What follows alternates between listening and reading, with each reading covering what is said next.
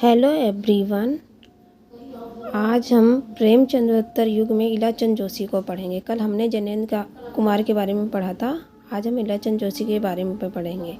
इलाचंद जोशी जो हैं वो मनोविश्लेषणवादी उपन्यासकार हैं। इनके प्रमुख उपन्यास निम्न हैं। इलाचंद जोशी ने लिखा है कि इनके घृणामयी, सन्यासी, पर्दे की रानी, प्रेम और छाया, निर्वासित, मुक्तिपथ, सुबह के भूले, जिप्सी और जहाज का पंछी, ऋतुचक्र, भूत का भविष्य, कवि की प्रेसी, ये इन्होंने उपन्यास लिखे हुए हैं।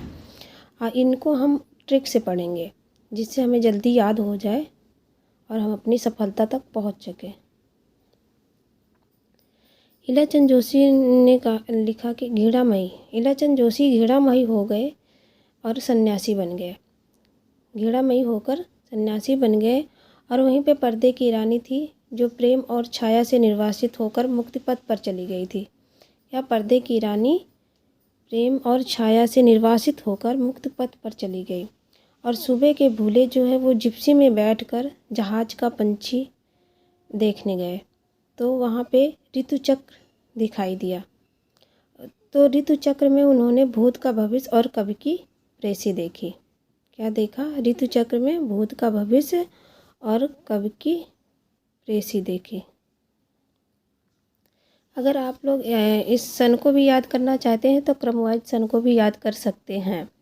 घृणामयी जैसे 1929, सन्यासी 1940, पर्दे की रानी 1942, प्रेम और छाया 1944, निर्वासित 1946, मुक्तिपथ 1948, सुबह के भूले 1951, जिप्सी में 1952, जहाज का पंछी 1954, ऋतुचक्र 1969, भूत का भविष्य 1973 और कवि की प्रेसी 1976। आइए हम इनके विषय में भी जान लेते हैं।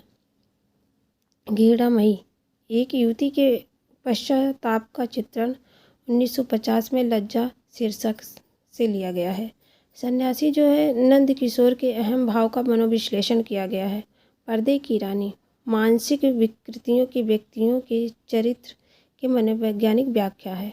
प्रेम और छाया पारसनाथ की मानसिक कुंठा का चित्रण किया गया है। निर्वासित जो है महीप और नीलिमा के प्रेम का चित्रण किया गया है। आप लोग इसे भी पढ़ते रहिएगा क्योंकि एग्जाम में कुछ भी पूछ सकते हैं। जिप्सी जो है वो मनोविश्लेषणवाद एवं सामाजिक भावना का समन्वय किया गया है। और जहाज का पंछी जो है ईमानदार और आदर्शवादी व्यक्ति के कष्टों का चित्रण किया गया है।